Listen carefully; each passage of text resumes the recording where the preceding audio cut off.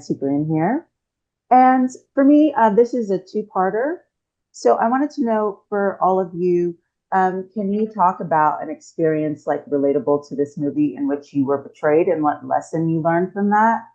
And the second part, I really love the fight choreography in this movie, especially the bar scene, the fight between Skylar and Mercy, and the end scene. So I wanted to know if you could talk a bit about the choreography for those scenes. Gosh, have we ever been betrayed before? I have thousands of stories. Hey, go ahead. Air out your Thousands. grievances right now. Let them know. No. Right now, right here, right now.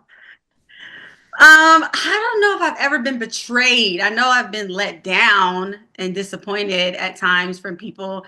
Um, and I guess just realizing as you get older, really not to take too much personal and really just honing in on what that relationship really meant and trying to realize if it was something of importance, if it was something that, if it's something that needs to get let go. But I don't know. I personally can't speak on like actual betrayal. Like, oh my God, you stabbed me in the back. I don't And know if anybody else has been stabbed in Hey, the back. just to piggyback off lucky of you, Ashley. Lucky Ashley, you. most times, in those instances where you feel betrayed, it's almost like not intentional.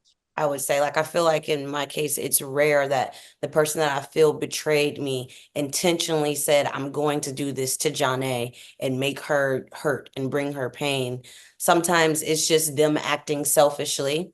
And then it's me acting selfishly by taking it to the heart when sometimes people choose themselves over other people. And that's not necessarily betrayal in an aspect. So you do have to, like Ashley said, you have to just realize not to take things personal, especially as we get older and mature, and realize that not everything is about you.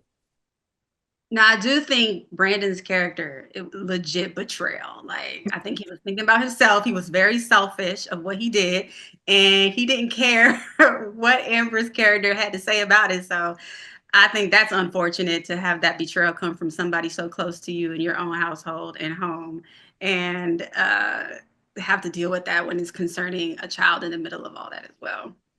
That was unfortunate, Brandon. It's interesting you say that. It's unfortunate Marcus did that. Brandon Marcus, is fine. Marcus.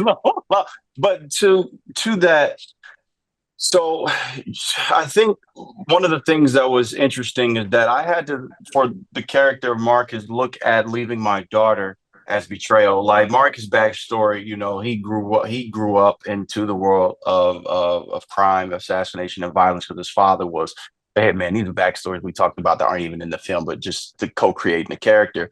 And for him, Winnie, the girl who played our daughter, she's the only thing Marcus had ever created. And I think for him, it would be betrayal to leave her in a world where she wouldn't be protected the best. And under his protection is the best place for her in general. And I think that's what drives Marcus to the choices that he makes in an honor to keep the one thing he created and not betray his daughter by leaving her in a dangerous world with unqualified people. Really trying to From his, justify it, huh? well, very, very few, Can't very justify few what you people who did to do. my brother, though. Can't Very justify few that. villains think that That they're was doing the wrong selfish. thing. You just wanted to rule the crime world. That was selfish. And as far as the fight scenes go, the bar scene was really fun. I think that's the first time I ever worked with props in fighting. So being able to use, I mean, we make it look great on camera. Like you really got hit with a chair, you really almost got hit with a bat and all these things. But, that was the first time really being able to use the fun stuff and being able to play off of it with Jhone and watching Amber with the bottle and all those things. And so that was a really fun fight scene because it had so many moving parts and pieces that I haven't been able to do in fight choreography before. I really enjoyed that scene. And the Mercy fight was a real, man, that was, I think it took us like half a day to shoot that fight scene. And because it was so long and it was a long choreography that China put together. And we learned it, I want to say, the same day. So because the actress is overseas, so I couldn't, there was no rehearsing with her over here in LA before I left or anything like that. And it was really fun for her to pick up the stunt so quickly as well. She's also a stunt fighter, stunt actress on a lot of projects. So that was a really fun fight, just being able to whip the braids around and all the good things.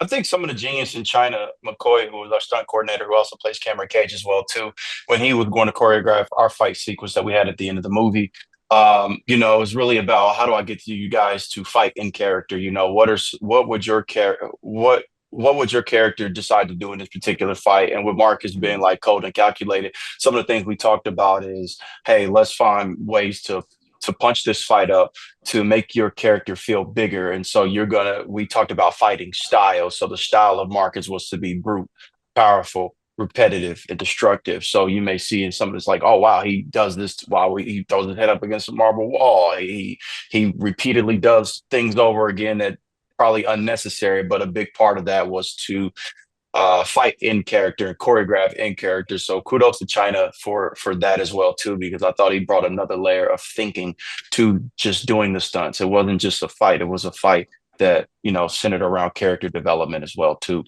That's a really good point. That's a very interesting point of view on that. Is every human being will fight in a different way. We don't all do the same kind of dance, So I think that's very cool that he did that for you guys. Yeah, I agree. China, so in this film, I'm like the crash out little sister.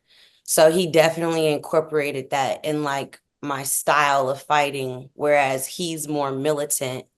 But because I'm learning from him and I kind of act impulsively, my fights, he wanted them to be like rough. He didn't want it to be neat. So even with the bat, like I mentioned in the months before we actually came up with the choreography, he gave me the rubber bat.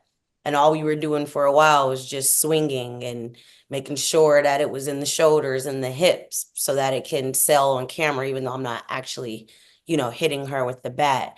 That was pretty cool. And then even with the scene with Paige, where the masked man comes up behind her and tries to grab her. And then, he's like, all right, so the script says that you shoot him. He's like, just shoot him twice because you just don't care. So I'm like, okay, I'm going to shoot him twice. So he definitely, incorporated the fact that I'm not narrow straight and I'm not a linear militant character. I'm a girl with emotions and I'm super protective of my brother.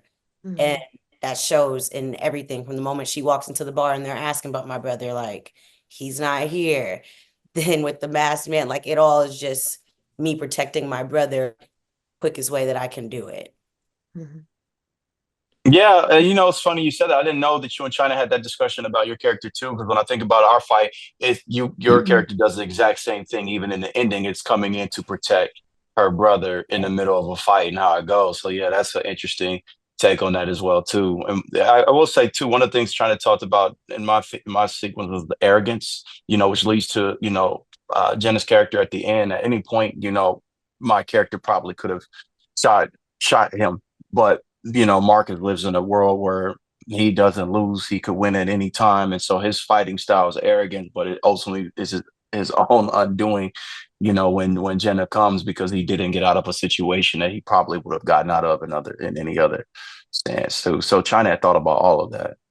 After Pride comes the fall. It does. It does. Nice, thank you. And it was also so funny seeing Paige like in the back trying to finish her drink. And the hair, those were great little points. So it was a really fun movie to watch. Thank you.